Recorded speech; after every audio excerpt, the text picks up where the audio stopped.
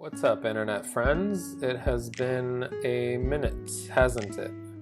Well, I'm back with a video about why I experiment with different art mediums and why you should experiment with different art mediums. This might be a bit of an art rant video, so strap in, friends. This is going to be extremely explicit. So if you don't like swearing or angry people from Wisconsin, then turn your mother effing camera off now. I just got back from Bath and Body Works, and I am going to start from the very Sorry, not that kind of rant video. So, I think we should start with a brief story time here about how and why your boy became at MahmudTheMedium on all social platforms. Go follow your boy everywhere. But yeah, once upon a time, maybe 6 years ago, I was still an Instagram noob on these streets, just getting myself familiar with various artists on Instagram and getting really inspired to take my art more seriously.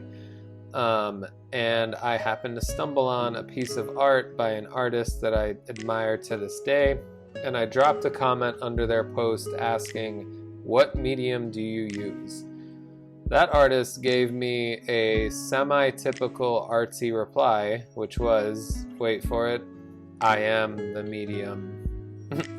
I chuckled at this response, and it inspired me to call myself Mahmud the Medium, because even at that point in time, I was already bouncing between, working with pencils, markers, and spray paint, so I was already dabbling in different mediums.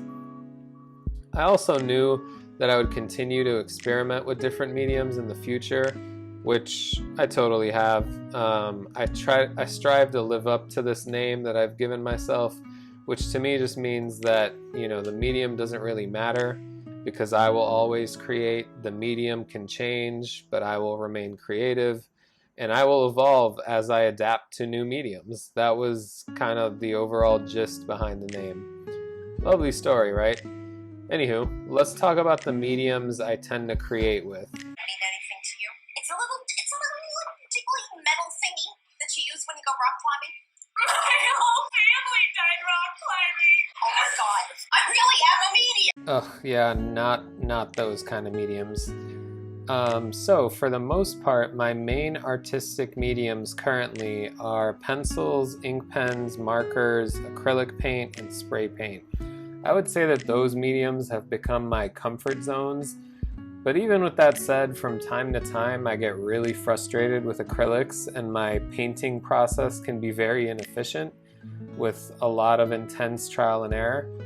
And you could definitely say that with spray paint, but that's just how it goes sometimes. Even when you have a long relationship with a medium, you can still fall into a challenging scenario that will humble you.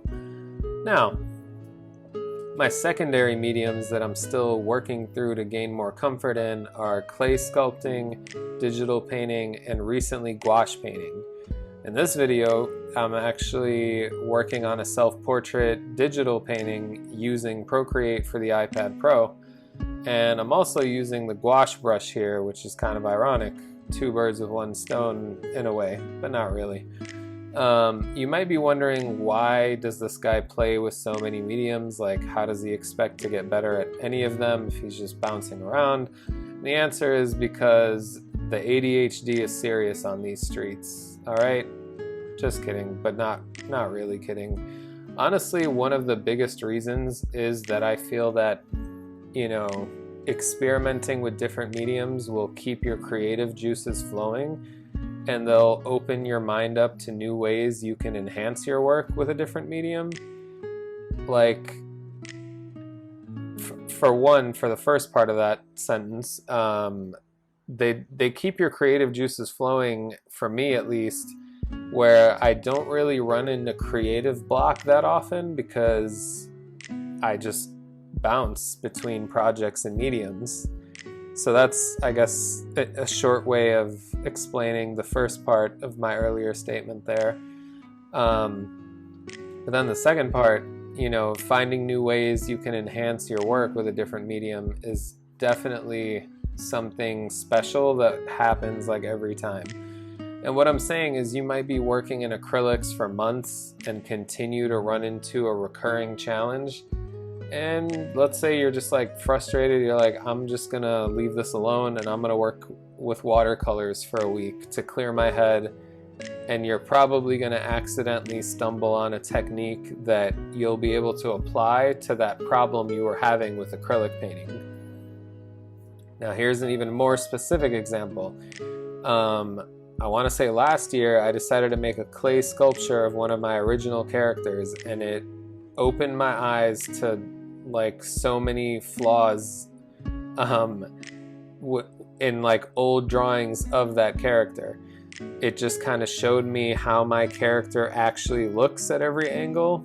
And yeah, I just started to look at old drawings like, damn, that angle is off, this angle is off, his head is definitely not shaped that way. And you know, it was eye-opening. It definitely like made me visualize 3 dimensions in a new way, in a better way, in a more enhanced way. And you know, for one, sculpting will teach you about achieving like 3D in your 2D art for sure, and I suggest you all try it at least once.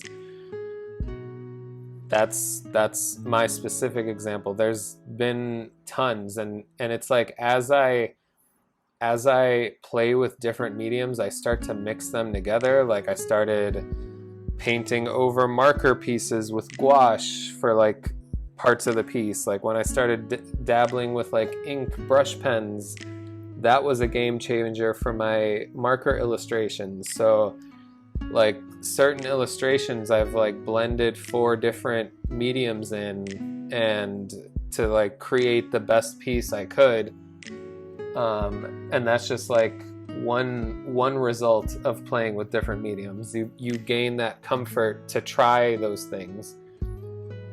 I mean, with digital, I like gained a comfort with like lighting. Like I'll take a drawing and I'll apply some shadows and lighting techniques to it on the iPad to kind of see how I feel about it for when I actually paint it on canvas. Because sometimes you're like scared to take these risks on a canvas, but with digital you could just take the risk, and if you don't like it, you hit undo, you do something else, and you move on.